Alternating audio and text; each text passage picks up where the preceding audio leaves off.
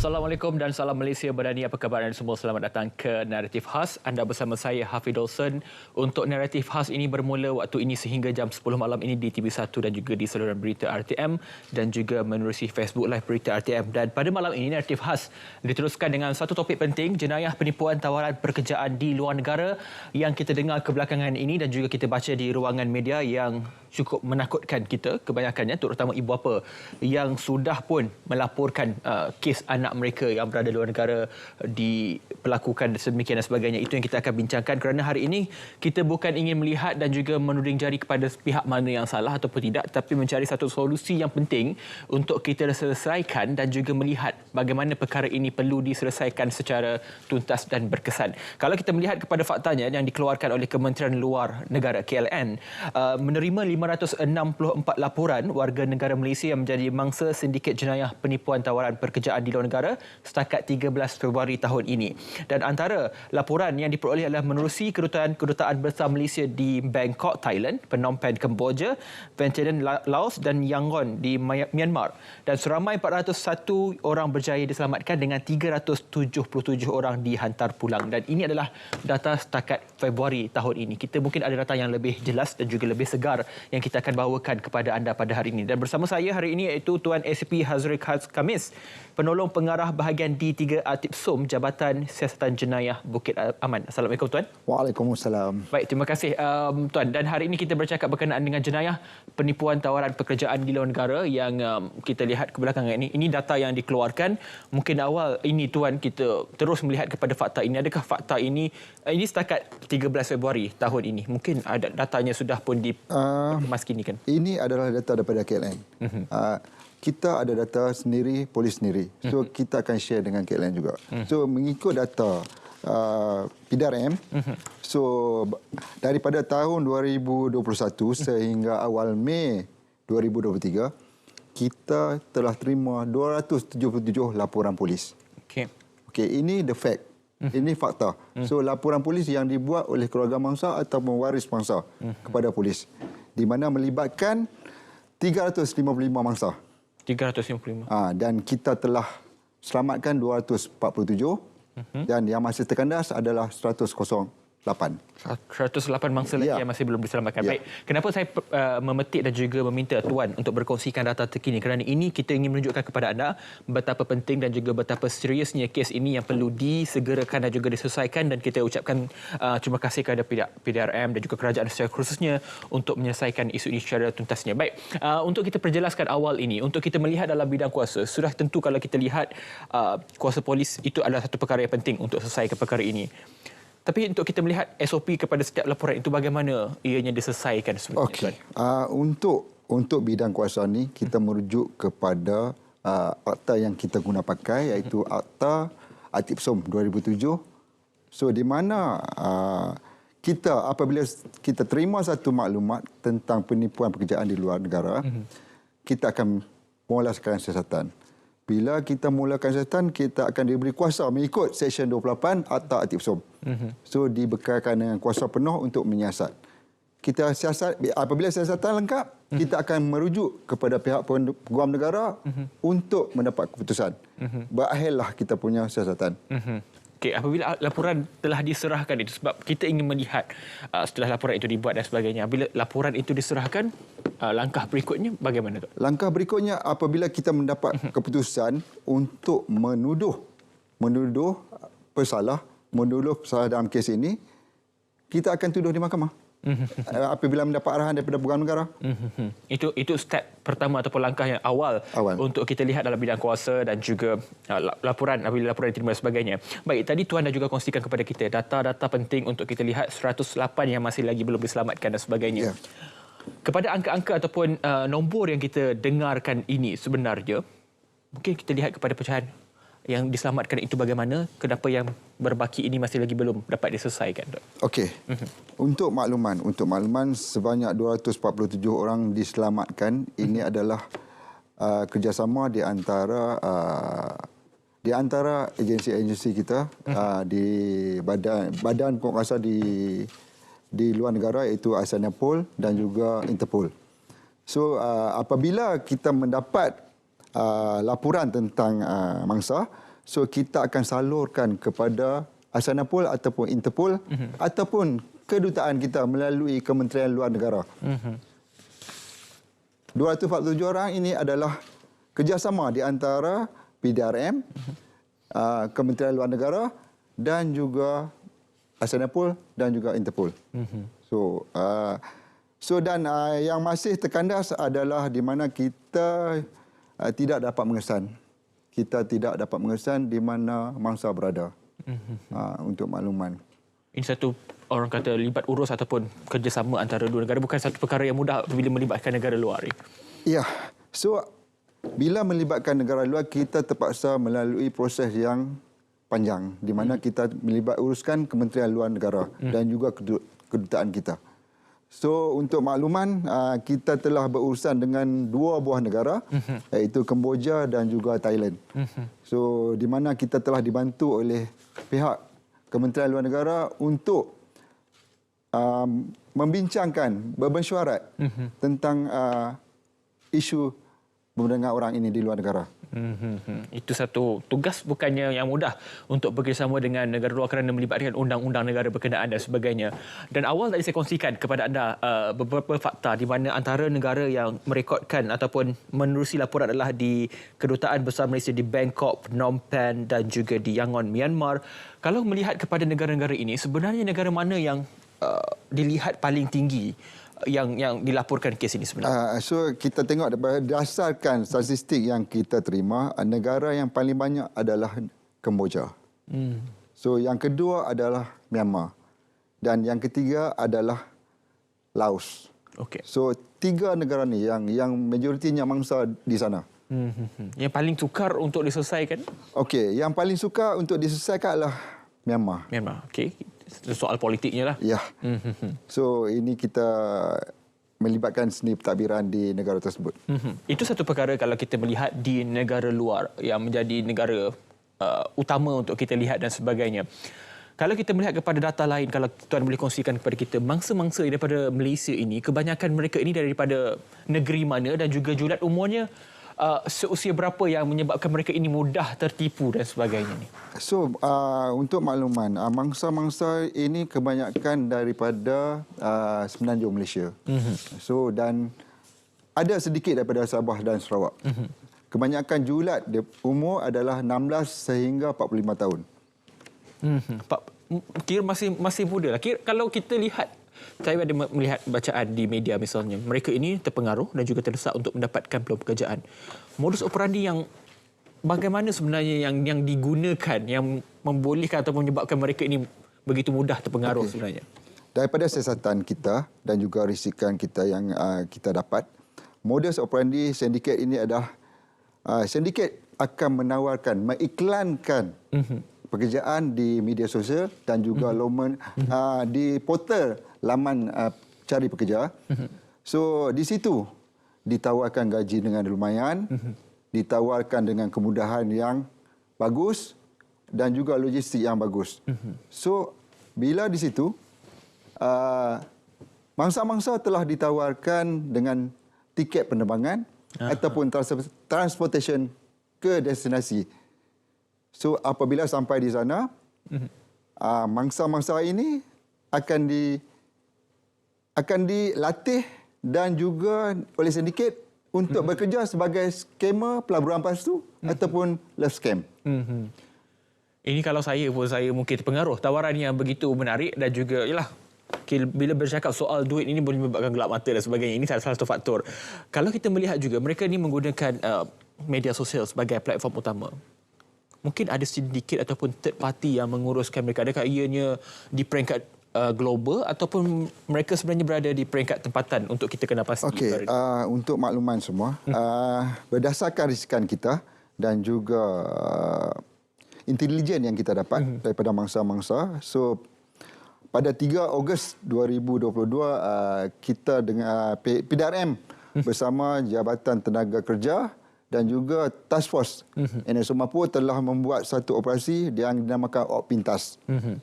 Dalam operasi ini kita telah menumpaskan 2 kumpulan di mana 8 tangkapan telah dibuat. Terdiri daripada 5 lelaki dan juga 3 perempuan. So kita siasat di bawah Seksyen 12 dan juga Seksyen 14 Akta Aktif SOM 2007.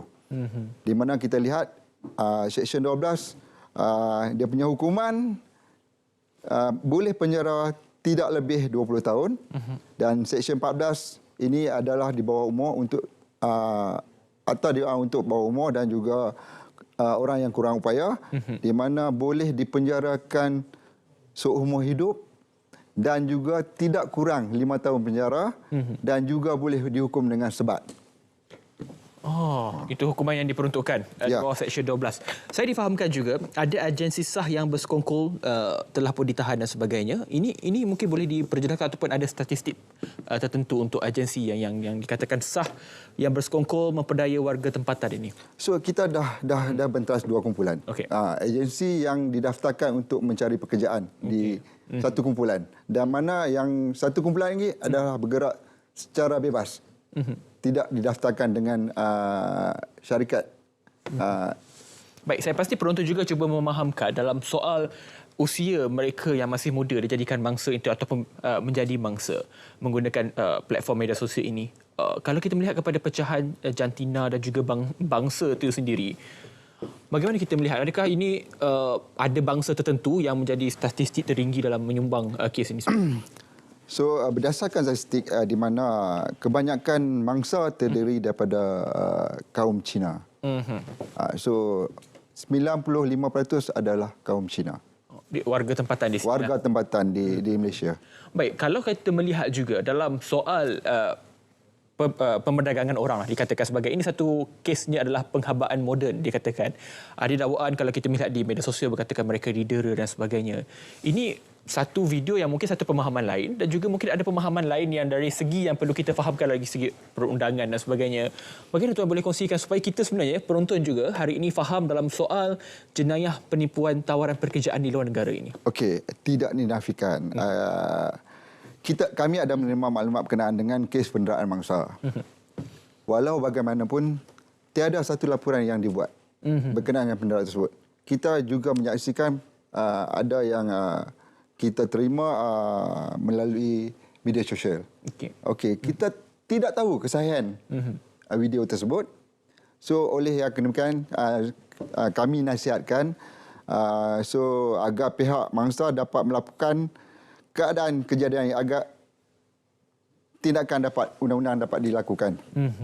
So dari sudut siasatan maklumat yang betul dan tepat diperlukan bagi kita untuk melancarkan siasatan kita.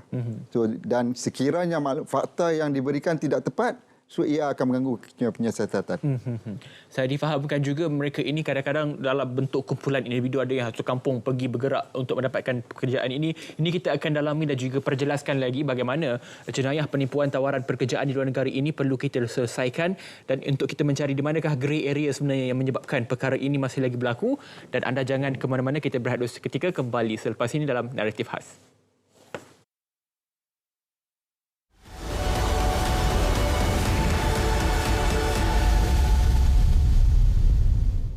Hepatitis adalah penyakit keradangan hati akibat daripada jangkitan virus hepatitis. Hepatitis A yang berjangkit melalui pencemaran makanan dan air biasanya menyebabkan jangkitan hati yang akut dan tidak berpanjangan.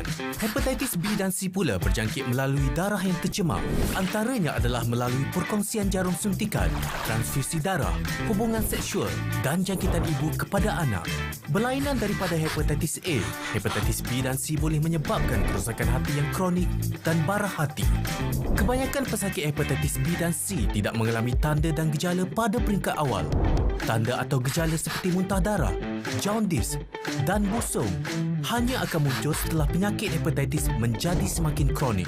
Oleh itu, lakukan ujian saringan hepatitis jika anda berisiko tinggi untuk mendapat jangkitan dan dapatkan rawatan dengan segera jika perlu di klinik kesihatan terdekat. Bersama kita cegah hepatitis.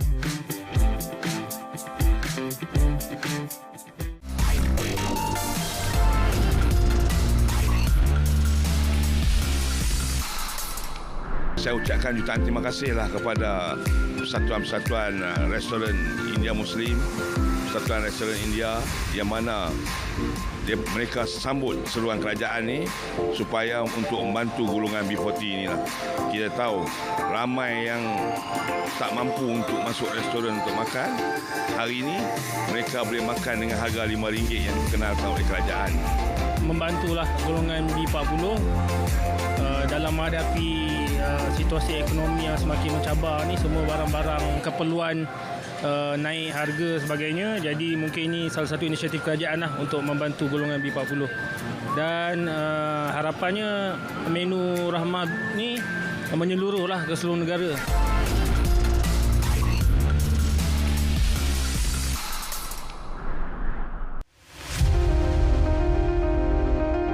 MA63 bertempik puluhan tahun.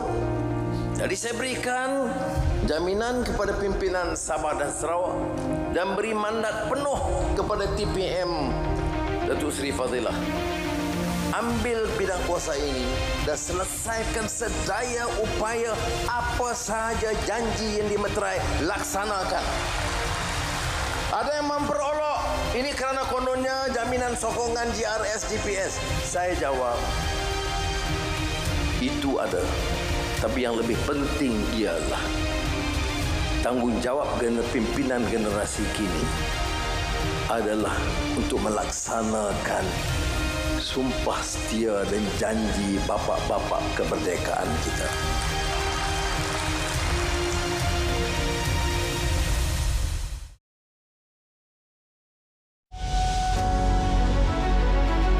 Kerajaan akan terus menggalakkan sektor swasta menguji dan menilai, menggaji dan dengan nilai yang lebih tinggi.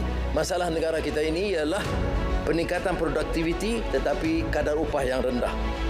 Perkeso akan menyediakan insentif kepada majikan yang menggaji 17,000 graduan khususnya TVET sebanyak RM600 sebulan selama 3 bulan sebagai tambahan kepada gaji yang ditawarkan. Perkeso juga menyediakan insentif kepada majikan menggaji golongan mudah terjejas seperti OKU, bekas banduan, gelandangan, penganggur tegal sehingga RM600 sebulan.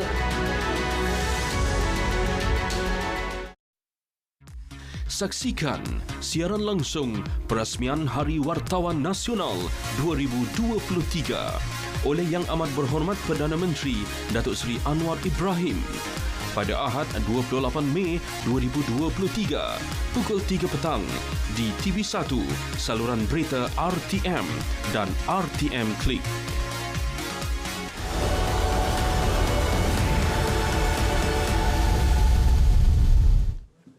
Baik, kembali bertemu bersama saya untuk naratif khas. Hari ini kita berbincang berkenaan dengan jenayah penipuan tawaran pekerjaan di luar negara.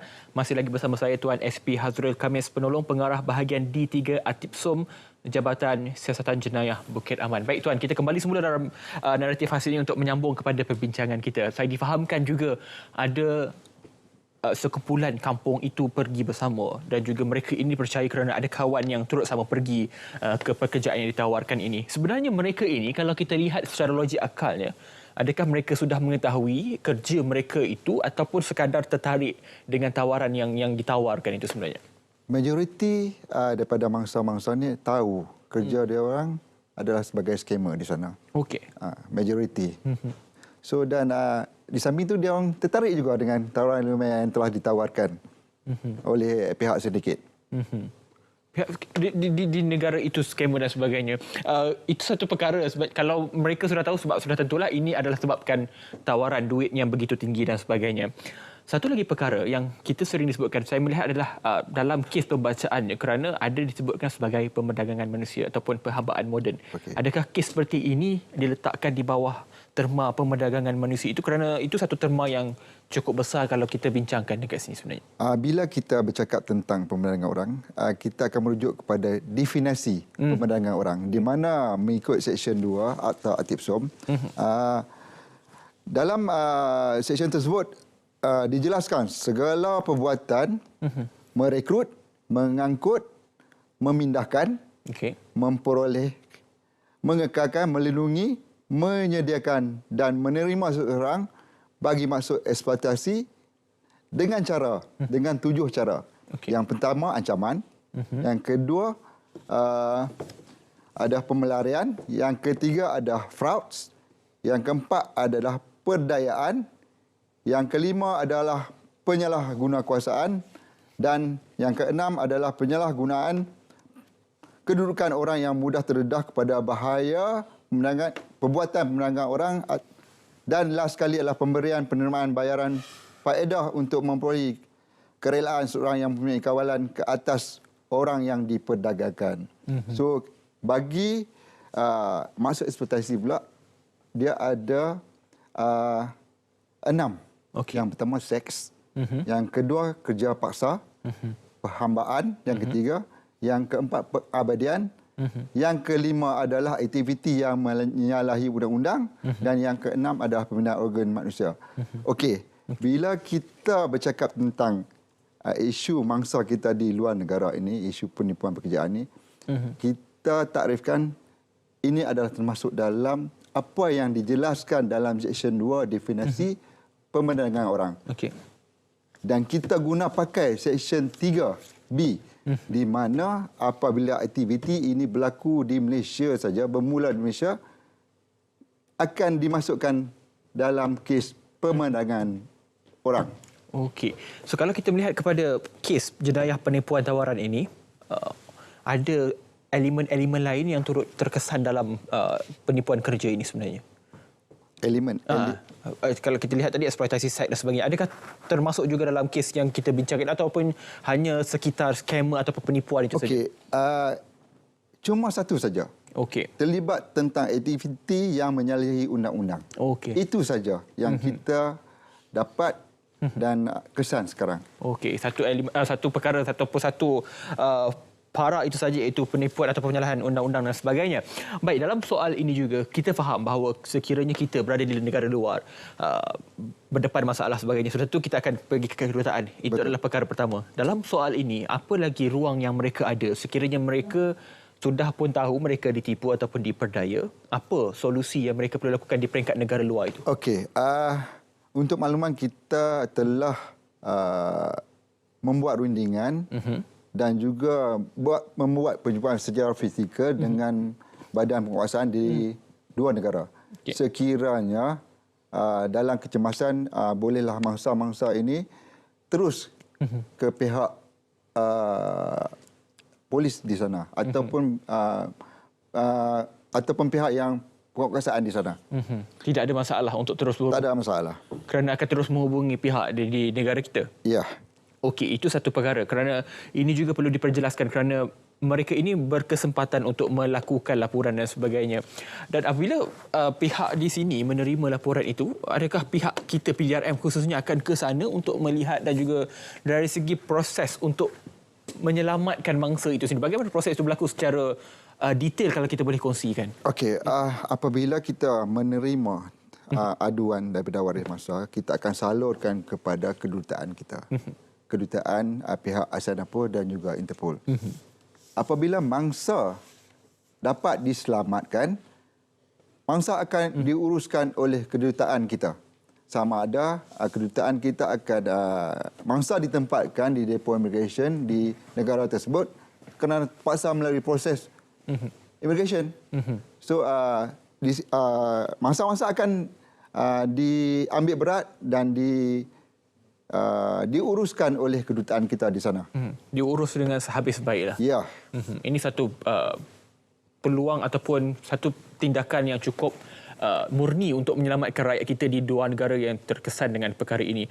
Kalau kita melihat modus operandi yang mencari syarikat ataupun mereka yang menjadi mangsa ini, adakah mereka ini daripada golongan yang profesional ataupun hanya mereka mungkin lepasan graduan dan sebagainya? Kerana kalau kita melihat usianya 16 hingga 45 itu, saya fikir latar belakangnya berbeza, Tuan.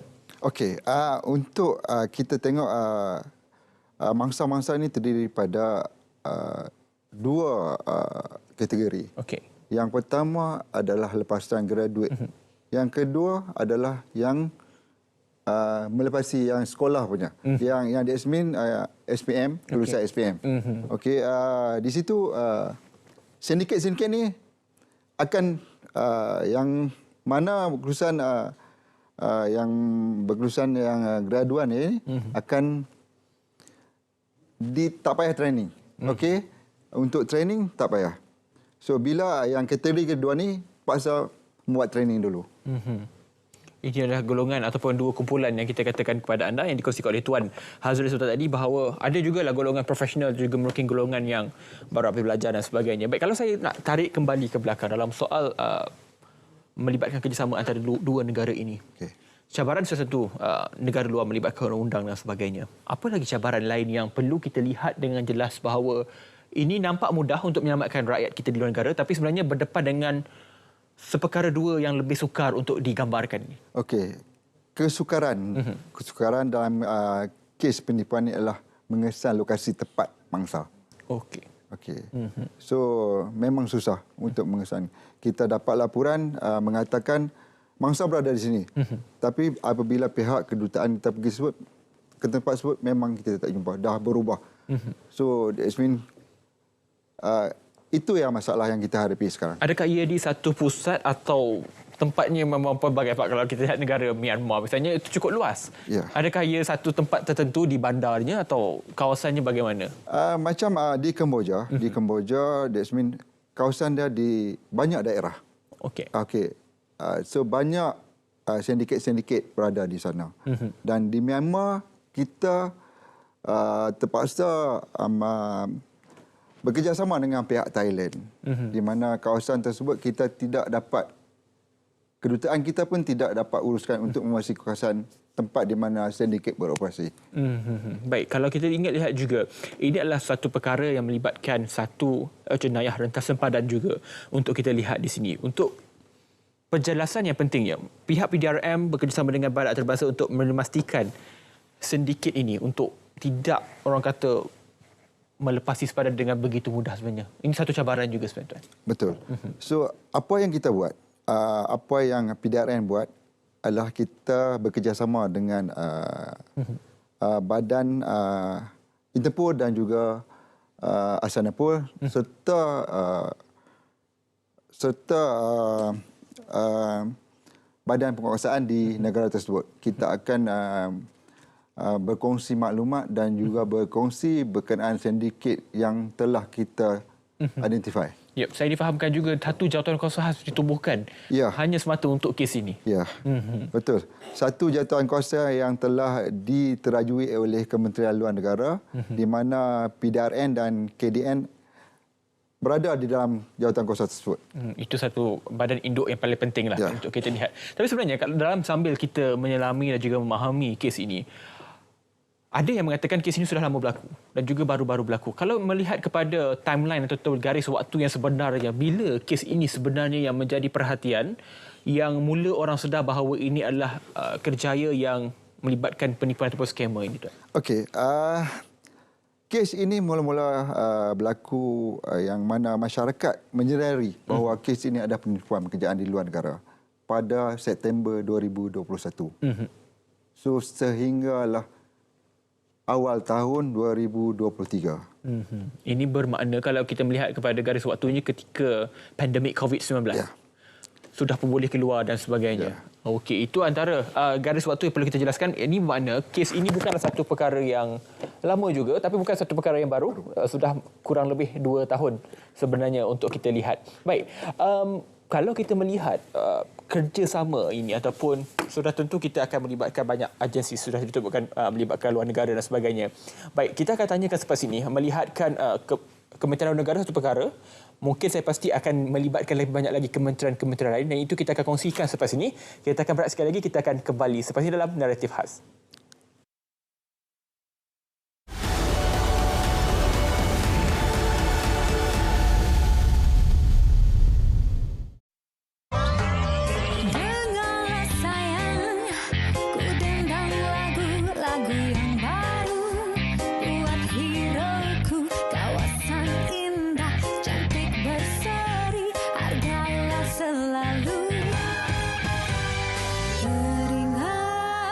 Keringat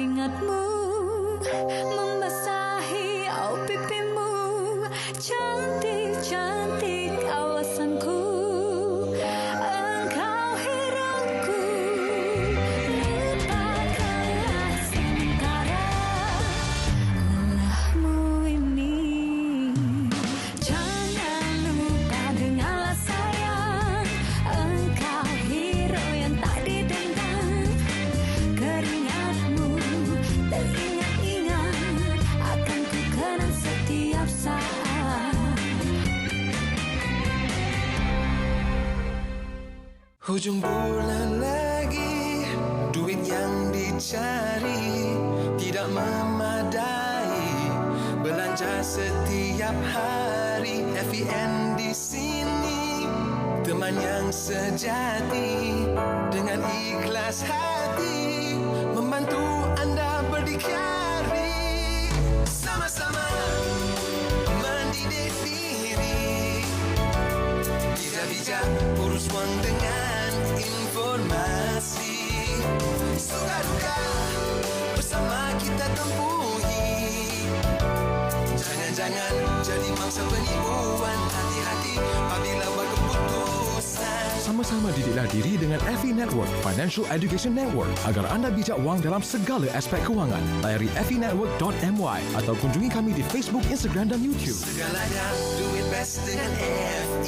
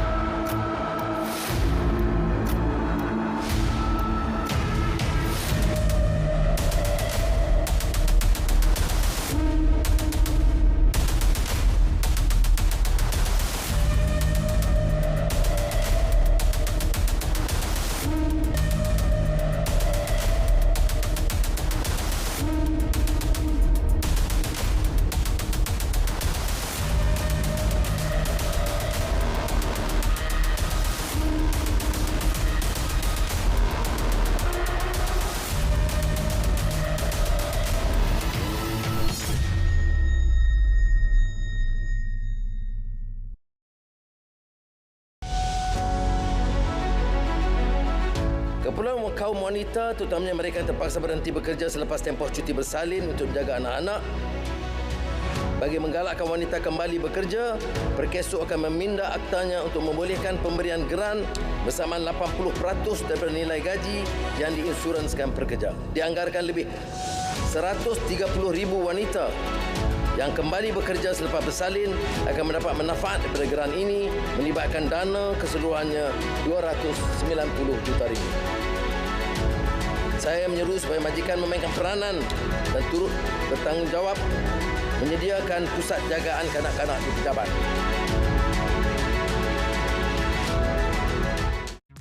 Saksikan siaran langsung Perasmian Hari Wartawan Nasional 2023 oleh Yang Amat Berhormat Perdana Menteri Datuk Seri Anwar Ibrahim pada Ahad 28 Mei 2023 pukul 3 petang di TV1 saluran berita RTM dan RTM Klik.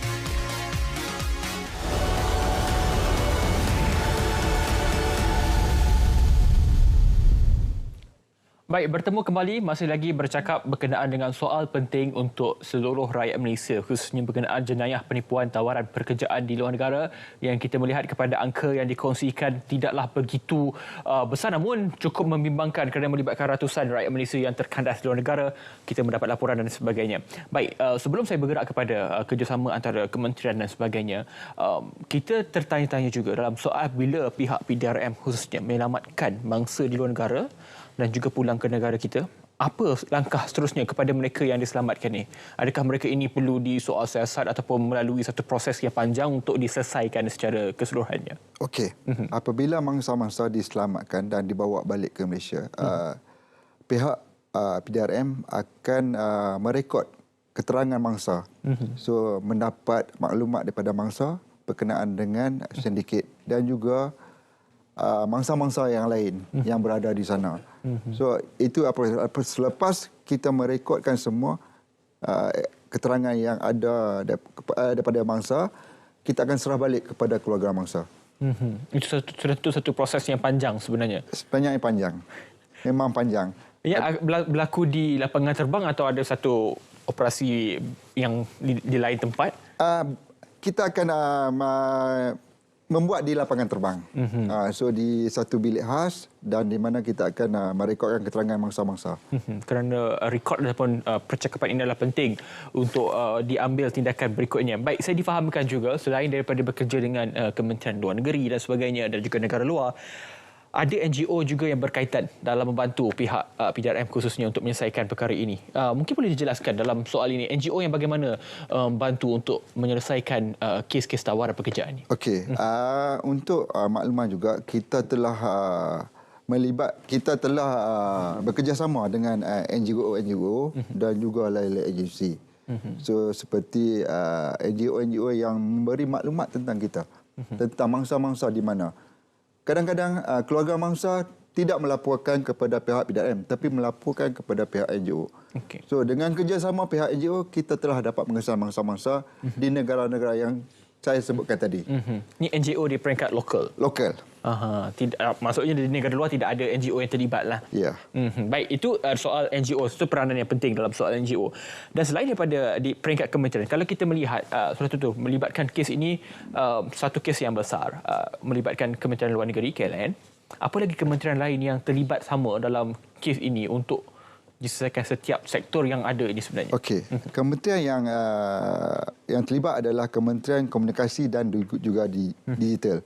Di mana kita dengan kerjasama kementerian ini, kita membuat kempen kesedaran kepada masyarakat, setiap lapisan masyarakat berkenaan isu pemberdagangan orang di luar negara. Okey, itu satu soal pemberitahuan ataupun pendidikan kepada mereka supaya tidak terpengaruh dengan perkara ini. Kita akan rumuskan sebentar saja lagi. Baik, dalam soal ini, apa yang paling penting kalau kita melihat kepada bacaan di media, ramai yang sudah diselamatkan dan sebagainya. Tetapi ada juga pihak-pihak tertentu ataupun individu tertentu berpatah balik untuk bekerja balik di tempat yang sama. Kenapa perkara ini masih lagi dilihat berulang, dan adakah ini satu cabaran baru untuk PDRM khususnya? Ada yang kita kenal pasti telah pergi semula ke sana kerana tawaran yang lumayan. Okey, tawaran yang lumayan. Di samping itu, kita dapat tahu kemasukan ke negara-negara tersebut adalah free visa. Memudahkan pergerakan masa-masa tersebut. Okey. Baik, kalau kita lihat berpatah balik dan sebagainya satu perkara. Kalau kita melihat kepada angkanya, 108 ini diselamatkan, akan diselamatkan. Ini bakinya 108. Adakah jumlah 108 yang tidak dapat diselamatkan ini akan bertambah dalam tempoh ini, ataupun 108 ini apabila diselamatkan sudah menoktahkan kes ini sebenarnya? Sebenarnya untuk makluman semua, bila kita libat uruskan ke semua agensi, kita membuat kempen-kempen. So kita dapati kes mangsa penipuan pekerjaan di luar negara ini telah menurun. Telah menurun. Banyak menurun. So kita berharap selepas ini tiada lagi. Tiada lagi mangsa yang dikesan ataupun menerima laporan mangsa telah berada di sana. Itu yang kita harapkan. Okey. Kalau kita melihat, kita kongsikan kepada anda, inilah jumlah jantina dan sebagainya. Soalnya kenapa Malaysia ini seakan-akan menjadi lubuk ataupun perhatian untuk mereka ini jadikan masa, ataupun negara lain kurang lebih kesnya sama, Tuan? Daripada maklumat yang kita dapat, kita dapati sama saja. Di mana negara Indonesia pun alami yang benda sama, Thailand pun mengalami yang benda yang sama. So semua sama. Ini sesuatu sebab kita katakan tadi adalah melibatkan negara-negara luar juga. Kalau kita, ini kes berlaku di luar, untuk peringkat lokal, kalau boleh saya tanyakan, ada juga kes sedemikian atau ianya mungkin tidak kelihatan dan sebagainya? Okey, untuk makluman juga, kita telah membuat beberapa siri serbuan di dalam negara kita, di mana di akhir tahun lepas sehingga sekarang kita telah membuat 4 serbuan. Okey. Dan di mana kita telah menyelamatkan 74 mangsa. 74 mangsa? Ya. Di peringkat lokal? Di peringkat lokal. Cuma kita cuba fahamkan implikasinya dalam soal ini. PDRM, misalnya kerajaan. Saya difahamkan juga mereka yang diselamatkan ini, kita selesaikan 100%, termasuklah soal bawa pulang dan sebagainya. Untuk kita jelaskan implikasi kepada perkara ini, sebab walaupun jumlahnya 108 nampak tidak banyak, tapi sebenarnya ia memberi satu kesan dan juga dampak yang cukup kuat kepada negara khususnya. So untuk makluman, kita kena lihat dari segi kes ni, kes pembunuhan orang. Kes pembunuhan orang ini adalah kesalahan yang serius, di mana ia akan mendatangkan rasa ketakutan kepada mangsa ataupun kepada waris-waris mangsa. So the issue dia kita kena tengok daripada trauma mangsa ataupun trauma keluarga mangsa. Sempat juga saya berbual dengan Tuan Hazril sebentar tadi bahawa Tuan juga banyak ke negara luar untuk memberi perkongsian dalam soal ini. Kalau kita melihat di negara luar, satu perkara di negara kita Malaysia, kalau negara-negara luar ini, adakah perkongsian ataupun gist daripada mereka itu sama apa yang diterima di Malaysia sebenarnya, Tuan? Okey. Untuk keadaan di Malaysia, so di mana kita telah membuat, tadi saya katakan kita telah membuat 4 serbuan. Okey. So bila kita mendapat maklumat tersebut, kita telah selamatkan mangsa dan kita telah melengkapkan kertas siasatan kita dan juga kita telah menuduh suspek-suspek yang terlibat dalam kes ini. Tetapi di luar mungkin berbeza dia punya undang-undang. So kadang-kadang kita melihat di sini di mana undang-undang setiap negara berbeza. So di Malaysia memang kita titik beratkan kesalahan pembendahan orang ini. Apabila dapat maklumat, apabila dapat dikesan, kita akan menyelamatkan mangsa-mangsa tersebut. Saya cuba mengaitkan satu hipotesisnya di sini. Adakah mereka yang bekerja di negara ini sebagai orang kata jenayah penipuan tawaran pekerjaan ini yang sama juga terlibat kepada panggilan-panggilan yang kita panggil scammer dan sebagainya di Malaysia? Adakah mempunyai kaitan langsung dalam soal ini? Mungkin ada kaitan langsung dengan sindiket ni. Sebab itu kita wujudkan NSRC dan sebagainya. Adakah dengan NSRC ada terlibat sama atau bagaimana? Tidak terlibat. Tidak, itu untuk panggilan dan sebagainya. Baik, dalam soal ini juga kalau kita melihat mereka sudah pun diberi pendidikan ataupun diberi makluman dalam soal kesedaran dalam soal penipuan ini. Apa lagi yang diperlukan untuk memastikan mereka ini tidak terlibat dalam kes ini? Kerana platform media sosial ini tidak boleh dikawal dan sebagainya. Okay. Apa lagi ruang yang ada untuk PDRM selain daripada meningkatkan kesedaran kepada mereka ini sebenarnya? Yang pastinya kita akan menjalankan siasatan yang komprehensif bagi menghasilkan pendakwaan agar mendapat deterrent efek kepada masyarakat. Bila di situ kita dah kuatkan di situ, mungkin masyarakat akan ini bahaya, jangan buat. Itu saja. Di antara media sosial yang menjadi tempat yang paling orang kata popular mereka sasarkan ini, di mana sebenarnya platform mana? Adakah satu website khas ataupun kita ada Facebook dan sebagainya itu? Saya tidak melihat kepada platform yang khas. Okey. Cuma platform dalam Facebook. Okay. So kadang-kadang kenalan di alam maya yang mengajak mangsa mengikuti, mangsa keluar negara untuk bekerja bersama di sindiket ini. Saya cuba menggambarkan, melihat di manakah sebenarnya yang menjadi satu titik penghalang kepada, kita tahu kita ada sekatan untuk media sosial ini. Apa lagi yang perlu kita lakukan untuk menghalang mereka ini supaya tidak mudah terpedaya lagi? Adakah kerjasama ini yang membantu sebenarnya? So apabila apabila rakyat Malaysia mendapat tawaran ataupun ingin bekerja di luar negara, seboleh-bolehnya dia orang siasat selidik adakah syarikat itu betul wujud ataupun tidak melalui Kementerian Luar Negara. Selebihnya dia orang mangsa-mangsa ataupun rakyat Malaysia ini seharusnya menyimak dengan pihak-pihak tertentu sama ada pengrekrutan majikan ataupun agensi-agensi ini sah ataupun tak sah. Di samping itu, yang ketiganya saya nasihatkan, PDRM menasihatkan pihak-pihak ataupun mangsa-mangsa ataupun rakyat Malaysia ini supaya meneliti skop pekerja sebelum menangani kontrak.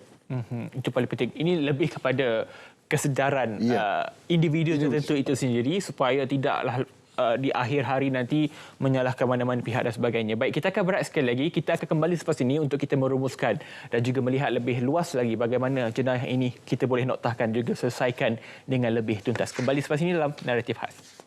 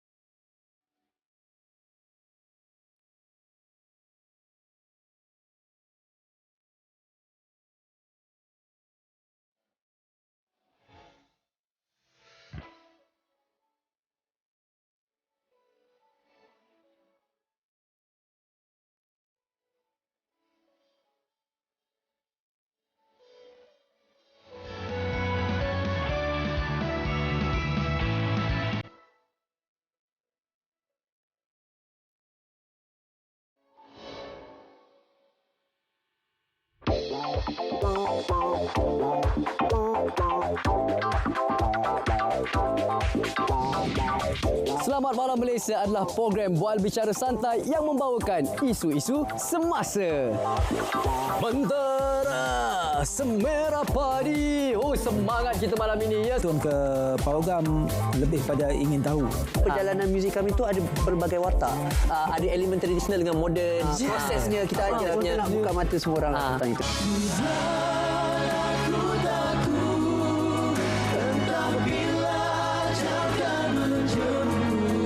Selamat malam Malaysia, jangan pejam mata lagi. Jadi jangan lupa saksikan saya Double N Nadir Nordin dalam Selamat Malam Malaysia. Jangan pejam mata lagi.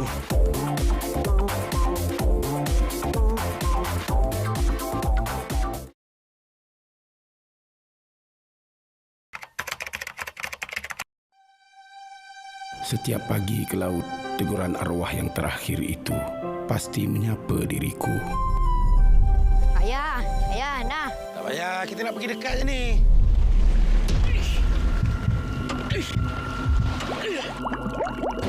Bashir! Tolong! Pausin, boy.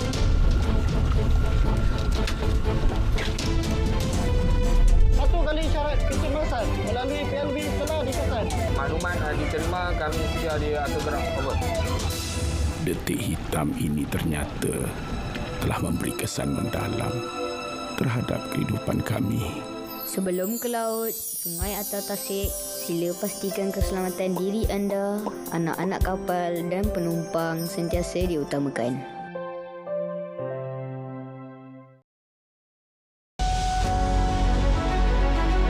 Pendigitalan perniagaan. Memperkasa pusat ekonomi digital PADI untuk membantu peniaga kecil dengan pengetahuan ICT dan e-dagang. RM100 juta disediakan di bawah skim geran pendigitalan PKS dan penjajah kecil. Geran padanan sehingga RM5,000 akan dibayar kepada PKS dan penjajah kecil termasuk di warung yang melanggan aplikasi pendigitalan perniagaan seperti sistem jualan pos, perakaunan dan pengurusan inventory.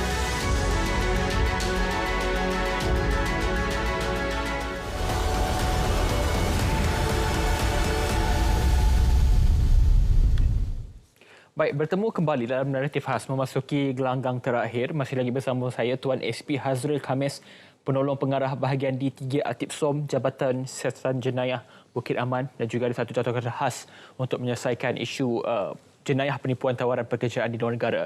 Satu jawapan penting dan juga persoalan penting yang kita bawakan sebelum ini adalah soal mereka yang berpatah balik untuk mendapatkan pekerjaan dan juga pergi ke tempat yang sama. Ini seolah-olah memasuki lubang yang sama pada kali yang kedua.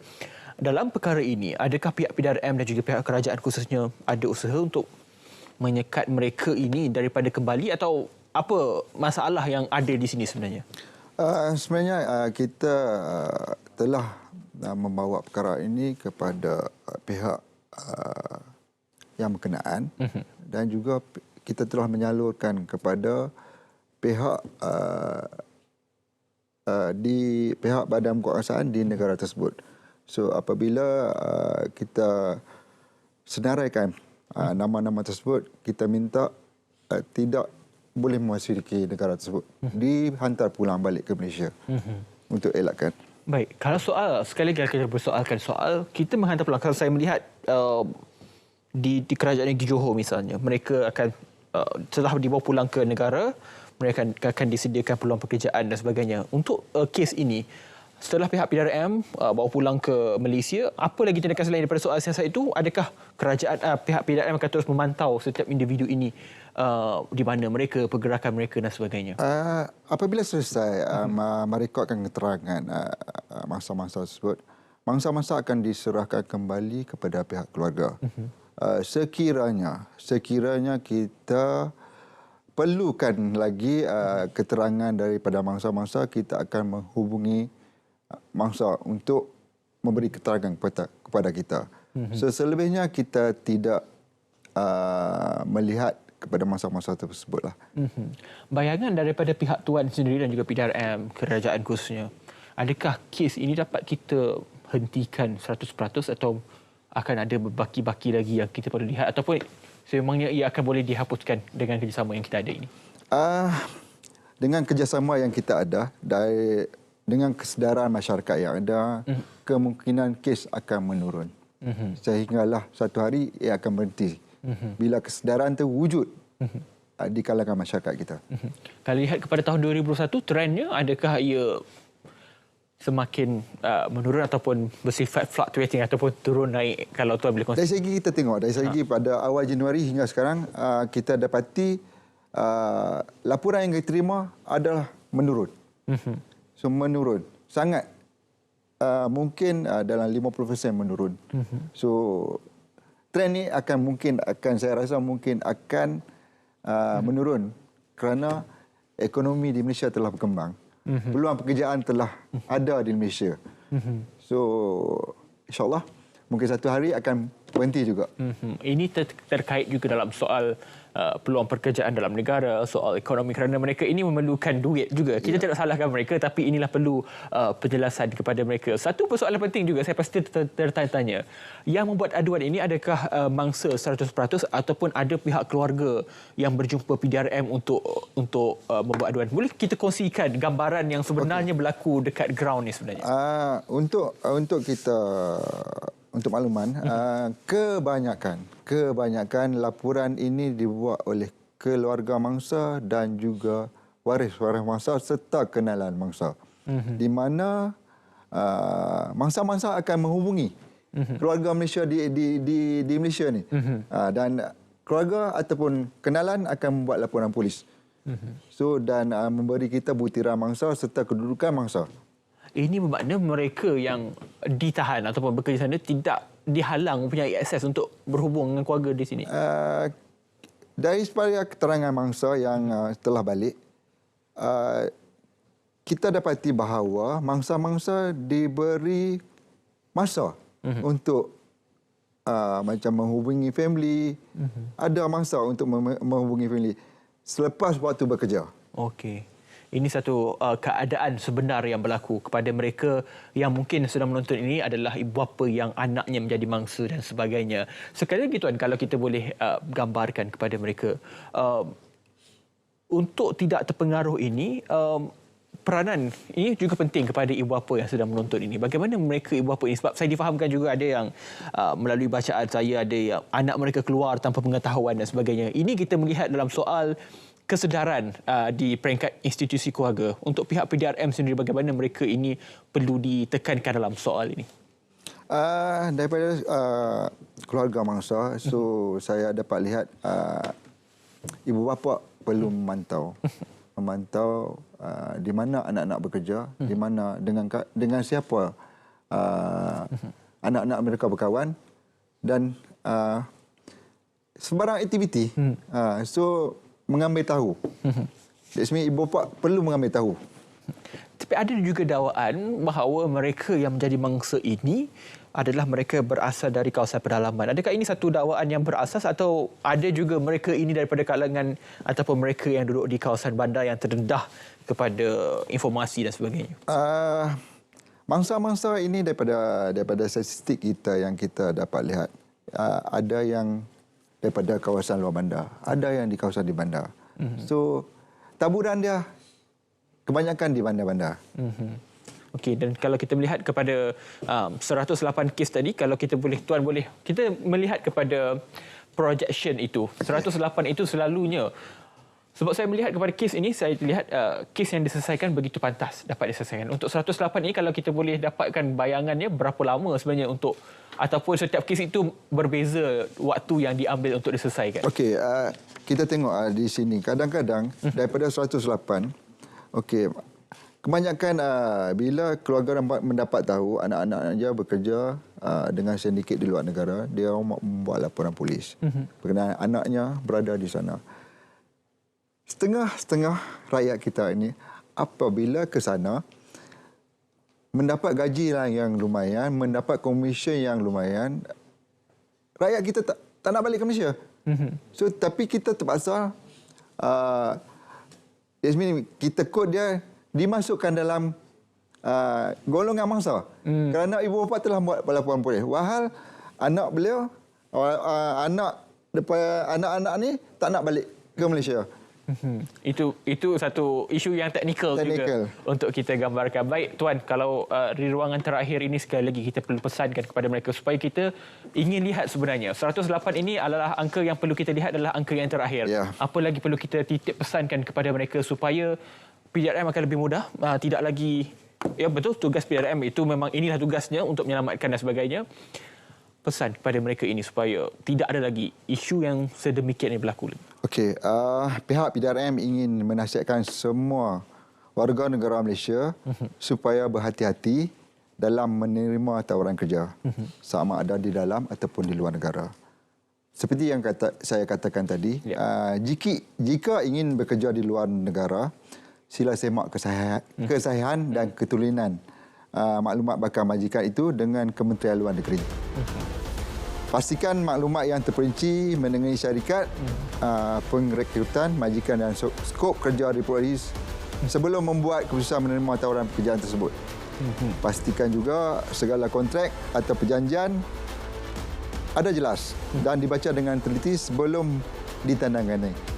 Okey, selain daripada itu, apabila mangsa-mangsa mencari telah terpangkat dalam sindiket penipuan ini, so kita minta mangsa terus meminta bantuan di kedutaan kita dan juga pihak berkuasa tempatan. Ya, baik. Terima kasih Tuan SCP Hazrul Khamis, penolong pengarah bahagian D3 Artipsum Jabatan Siasatan Jenayah Bukit Aman, kerap memberi pesan kepada kita soal semak itu adalah paling penting untuk kita terdedah kepada penipuan pekerjaan di luar negara. Kita mengharapkan mereka yang menjadi mangsa ini yang sudah pun diselamatkan untuk bekerja di negara kita terlebih dahulu, dan juga kita doakan kejayaan pihak PDRM untuk menyelamatkan 108 mangsa yang berbaki untuk dibawa pulang ke tanah air. Terima kasih sekali lagi Tuan atas perkongsian dan juga penjelasan kepada anda. Juga kepada anda, sila berhati-hati dan juga terima kasih kerana 1 jam ini untuk menonton Naratif Khas, dan kita akan teruskan dengan episod-episod akan datang yang lebih penting untuk anda. Sekian saja dari saya Hafidh Hussain. Assalamualaikum dan salam Malaysia Madani.